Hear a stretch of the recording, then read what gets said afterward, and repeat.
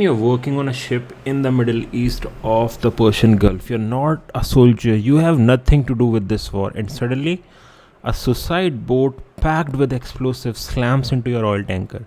The blast, which resulted, is so massive that within seconds the ship is engulfed in flames. One Indian crew member loses his life, and global oil markets go into panic. In today's video, we will break down how an attack on a US owned tanker has pushed the US Iran conflict into a far more dangerous phase, why crude oil is racing towards $200 per barrel, and how this can shake stock markets and ordinary people across the world. Recently, a US owned oil tanker named Sea Vishnu was hit by what is being described as Iranian suicide boat attack. A small speedboat loaded with explosive rammed directly onto the side of the vessel, creating a huge explosion that was captured on camera from a nearby cargo ship. This footage has now gone viral across the world because it shows in chilling detail how vulnerable commercial ships have become in this conflict.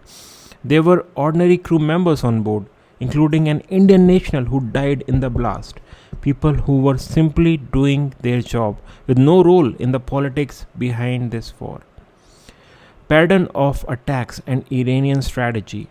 This is not an isolated incident. Reports suggest that Iran or Iran backed forces have targeted multiple oil tankers and cargo ships in the broader Persian Gulf, not only near the Strait of Hormuz but also closer to Iraq's coastline.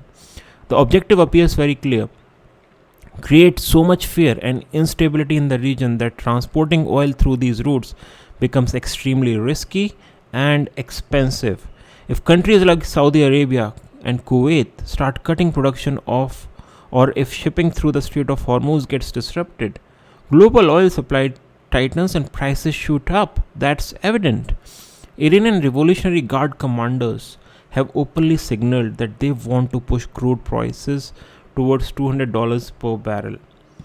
Impact on global oil prices and markets. Even as this video is being recorded, crude oil prices have already crossed previous levels and are climbing rapidly because of the war's uncertainty. Markets react not only to actual supply cuts but also to fear about future attacks and blockages in key choke points like the Persian Gulf. If oil does move anywhere near $200 per barrel, the result could be a massive sell off across global stock markets. Energy importing countries will face higher inflation, weaker currencies, and pressure on government budgets. G7 countries have already started releasing oil from their strategic reserves to cool places. But Iran's message is that such artificial steps will not work for long if the region itself remains insecure. India's dilemma in the middle. From India's point of view, the situation is extremely delicate. New Delhi has communicated with Iran, and Iranian officials have indicated that they will not target Indian ships passing through the Strait of Hormuz, while warning that vessels serving the interests of the US, Europe, and Israel will remain at risk. At the same time, India has publicly condemned Iranian attacks on countries like Saudi Arabia, UAE, and Oman, calling them destabilizing for the entire region. So India is trying to walk a tightrope here, protect its citizens and energy interests, avoid getting dragged into the US-Iranian confrontation, and still maintain relationships with the Gulf partners and US at the same time. This is very, very, very important. Trump, Operation Epic Fury, and Iran's demands.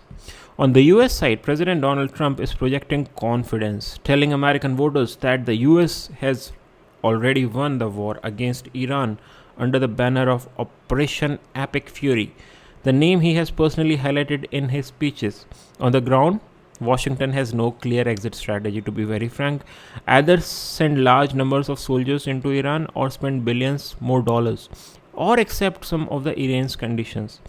Tehran, meanwhile, has put forward three big demands after consultations with leaders of Russia and Pakistan: recognition of Iran's rights, payment of reparations for the damage caused by this war, and written international guarantees that US and Israel will not attack Iran again in the future. It is very unlikely that the US or Israel will agree to all this, which is why many analysts believe this war could drag on and become even more dangerous. Now, we are entering a phase where oil tankers are becoming targets. Crude prices are rising towards levels that can trigger global economic shock, and both Washington and Tehran are hardening their positions. The coming days will be critical. Will the US put troops on the ground, or will Iran escalate attacks on shipping even further? And how will countries like India navigate this storm? If you want regular, in depth explanations of such geopolitical events and how they affect energy, markets, and your daily life, make sure you subscribe to the channel, turn on the notifications, and share this video with your friends who follow global affairs. Tell me in the comments, what do you think? If this is more dangerous consequence of this tanker attack, what is the most dangerous consequence of this tanker attack? The human loss, the risk to the wider war, or a potential economic crisis?